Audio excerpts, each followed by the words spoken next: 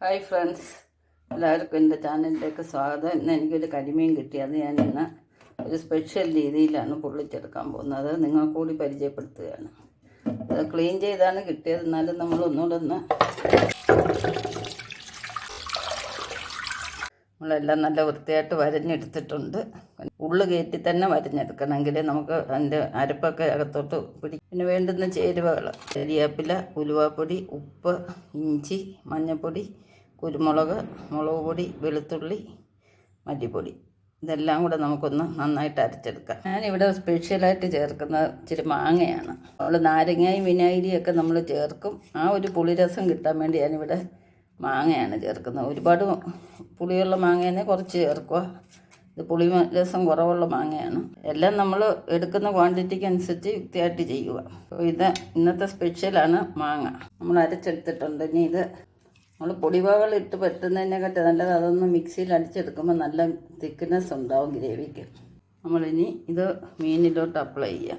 കൈ കൊണ്ട് തന്നെ തേച്ച് പിടിപ്പിക്കണമെങ്കിൽ നമുക്ക് ആ വിടവിലൊക്കെ നല്ലപോലെ ചേർത്ത് ചെയ്യാൻ നോക്കും. നല്ലൊരു ടേസ്റ്റാണ് മാങ്ങ ഇട്ട് വെക്കുമ്പോൾ. നമ്മൾ ഒരുപാട് കൂടിപ്പോകരുത്. എല്ലാം അതിൻ്റേതായിട്ടുള്ള കറക്റ്റ് അനുപാതത്തിലെടുക്കണം.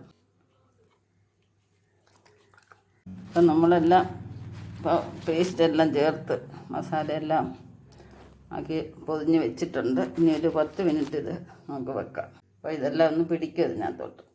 10 മിനിറ്റ് ആയിട്ടുണ്ട്. നമുക്കിനി ഇത് പൊള്ളിച്ചെടുക്കാം. അതിനുവേണ്ടി ഞാനൊരു പാനാണ് എടുത്തിരിക്കുന്നത്. ഇത് ഇരുമ്പ് പാനാണ്. നമ്മൾ ഒരു ഇല ഇങ്ങനെ എടുത്തിട്ടുണ്ട്. അത് ചെറുതായിട്ടൊന്ന് വാട്ടിയെടുത്തിട്ടുണ്ട്. ഇതിലോട്ടാണ് നമ്മൾ വെക്കുന്നത്. നമ്മളൊരു ശകലം തേങ്ങാപ്പാൽ ഒഴിക്കുന്നുണ്ട് ഒരു ടേസ്റ്റിന് വേണ്ടി. ഒരുപാട് വേണ്ട, കാരണം ഇത് നമ്മൾ എണ്ണ ഒഴിക്കുന്നില്ല. അപ്പോൾ ഈ തേങ്ങാപ്പാലിൽ നിന്നൊക്കെ ഉള്ള എണ്ണമയം കൊണ്ടാണ് ഇത് വെന്ത് പൊള്ളിച്ച് വരേണ്ടത്. ഒട്ടും എണ്ണ തന്നെ ചേർക്കുന്നില്ല നമ്മൾ.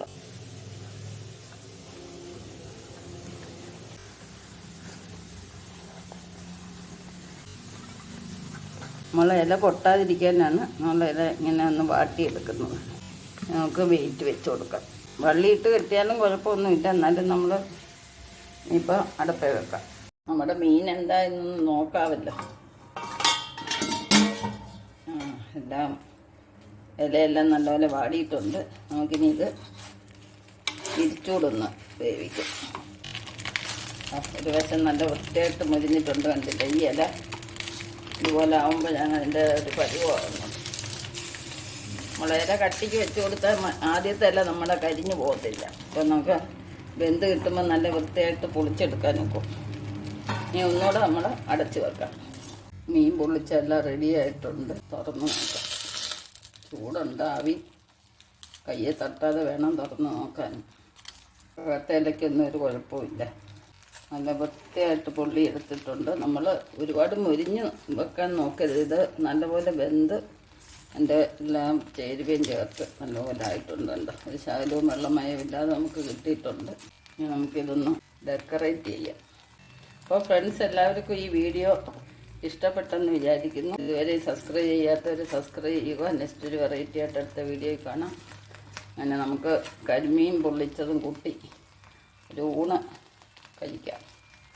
എല്ലാവർക്കും ഇതിൻ്റെ ഒരു പീസ് ഞാൻ തരുന്നുണ്ട്. ശുഭദിനം ആശംസിച്ചുകൊണ്ട് ഗുഡ് ബൈ.